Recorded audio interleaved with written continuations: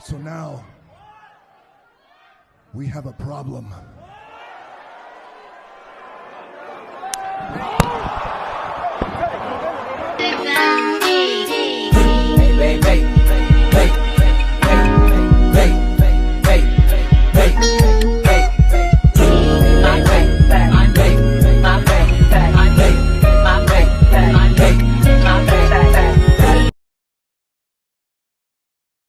Hey, what's going on YouTube land? This is your boy TJ and welcome to my YouTube channel, Wrestling Nostalgia, where I give my reviews on WWE shows and PLE events. But today, we are going to be reviewing the WWE WrestleMania press conference. Yes, it was quite a time, okay? Like, really.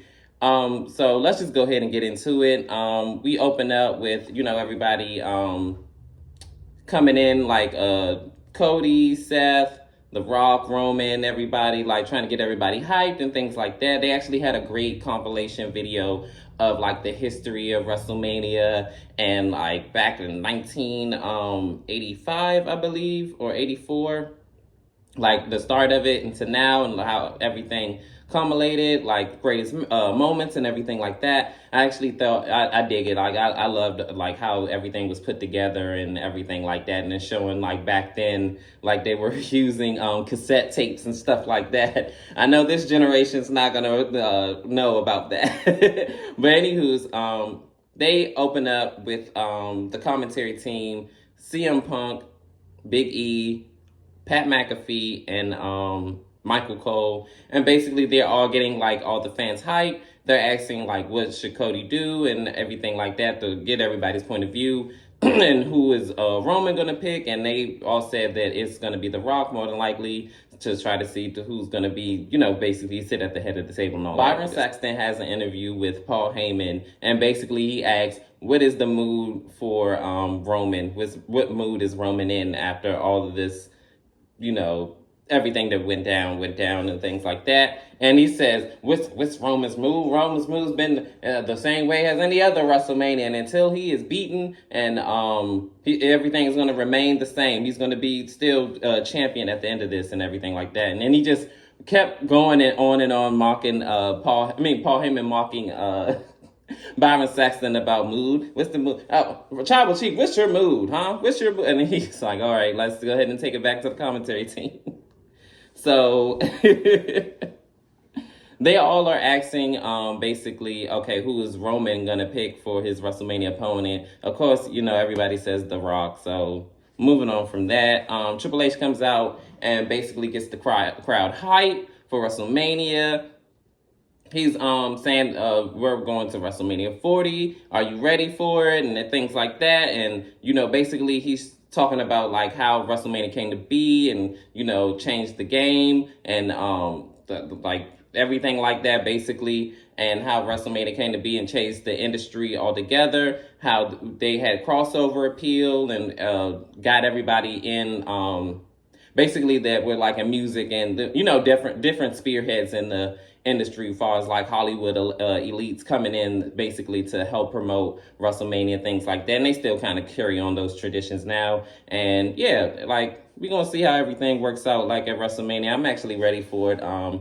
It looks like it's shaping up pretty good though. Out comes Bianca Belair, like from like a tremendous ovation. Like everybody's chanting EST, EST, EST. So she's getting the crowd hype, and she promotes her husband, which is why was I about to say Tom Ford? Oh my freaking goodness. Get it together. Montez Ford. Montez Ford, loving WWE, which I'm probably gonna do a review on that.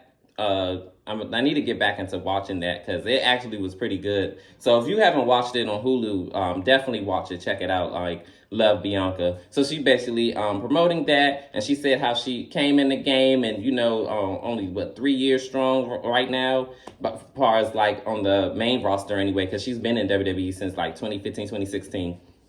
But she just started probably like around 2020 in WWE's main roster. She continues like talking about, making history. Her and Sasha Banks. Oh my goodness. I was actually shocked that like she said it. But I mean, there's no other way to like come on, like It's Sasha. It's the boss. Of course, you're gonna have to like bring her up, like name drop her. Duh. Like they main evented like WrestleMania, two black women. Like that is big. Like main eventing WrestleMania. Like I don't think that'll ever be done again. But if it is, they were the first. They were the first, and they had a barn burner of a match. Like it was a top level, elite, like level. Like I can't come up with the words with it, but I really do love and appreciate that she brought that up. That her and Sasha main event in WrestleMania, where Bianca Belair won. She also tore the house down with Becky Lynch, and she also won that match. And then WrestleMania last year, where she beat Asuka and going 3-0 at WrestleMania. So I definitely love it. And she says that even though right now I don't know where where my plans are for WrestleMania, but definitely you're going to see the EST of WWE at WrestleMania. So I'm definitely psyched to see that, because you can't spell EST. You can't spell WrestleMania without EST, okay? So I love it for her, definitely. So then out comes the next segment, Rhea Ripley. She comes out and she is greeted with a loud pop, because everybody loves mommy, right? Everybody loves Rhea Ripley. So she comes out, she hypes the crowd. She lets it be known that mommy is always on top. That, what's it called? Elimination Chamber is basically in her hometown. So she is ready and she's psyched about it. She also says that it's no surprise that Bayley, chose to go against her teammates for the women's championship, because what's the point of picking Rhea when you're going to lose and waste your WrestleMania spot? And I agree. I'm not going to lie. I don't think that Bayley was going to beat her at WrestleMania. So that was her best bet to do that. But that's, moving on. So she lets it be known that mommy's always on top, and that no matter who she faces, it doesn't matter. It is what it is. Mommy's always on top. So out comes Becky Lynch. Becky says, "Oh, you couldn't do no WrestleMania press conference without the big time Bex." So she lets it be known that it does matter who Rhea faces, because this is the first time ever she's going to be in an Elimination Chamber match. She's going to win it, and she's going to go on and face for the first time ever Rhea Ripley at WrestleMania. And I'm like, did everybody forget that they already fought each other before? Yeah, it did. It happened. Now, if she mean the first time, like, at a main event, at a pay-per-view event, at a PLE, should I say? Yes, this is the first time ever, but they fought each other on NXT back in 2019 before the pandemic happened. So, yeah, that actually happened before. Sorry, Becky. Wrong, girl. So anyway, she says that mommy says she's always on top, but mommy's gonna have to learn to be a bottom, because that's what happens when the man comes around. So she drops the mic, and then Adam Pearce says, "Look, not now, now's not the time, now's not the time." And he's all trying to break them up, and they all like in each other's faces and stuff, and Rhea's just laughing at her. So we're gonna see like how everything comes. But the only bad thing about this, it gives away like the main event. I mean, not the main event. The who's gonna face Rhea Ripley at WrestleMania. So that's the only bad thing I feel about this. It's like, okay, you're like, we already know it's gonna be her. She's gonna win the freaking Elimination Chamber. Like, duh. So moving on. That's the only bad thing about it. But anywho's, also they were promoting the WWE 2K24 game. I haven't played game consoles in probably like years now, but I definitely intrigued by it though, for sure. Pat McAfee and Michael Cole introduced the world champion. This is the main event segment, mind you. And the world champion, he comes out, he gets everybody hyped and said, "Look, let's just go ahead and cut to the chase. You know what I'm saying? Let's bring out Cody and see who he's going to pick for his WrestleMania opponent." But out comes Roman Reigns and his wise man. And Roman says that, Las Vegas, acknowledge me. So then that's when Seth Rollins has said, "Oh, look, Roman showed up to work for once. So then that's when Roman Reigns said, "Oh, and you showed up to work in white shoes." So then they had some little back and forth banter. So then that's when Roman says that let's talk about somebody that's more important, which is Cody Rhodes, the person that came to pick for himself, as far as like his WrestleMania opponent. Like his moment came to pass. And, you know, basically Roman is picking The Rock for his WrestleMania opponent. And then out comes The Rock. And all I was thinking was, say my name, bitch, and I will appear. Say my name and I shall appear.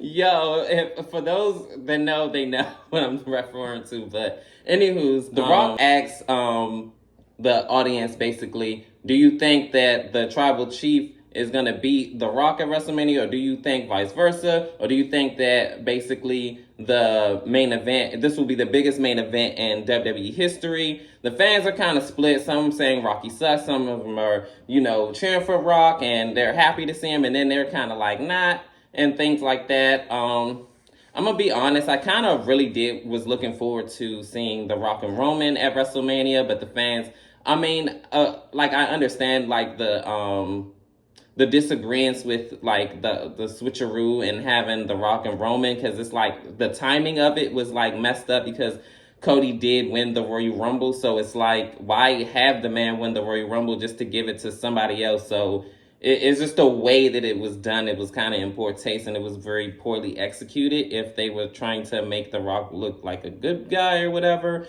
But basically, you know, The Rock shows like his family lineage, the bloodline or whatever. And just to cut short or whatever, he says that at WrestleMania it's going to be The Rock versus Roman to see who sits at the head of the table or whatever. So out comes Cody and he says, "This is BS." And I was like, oh, wow.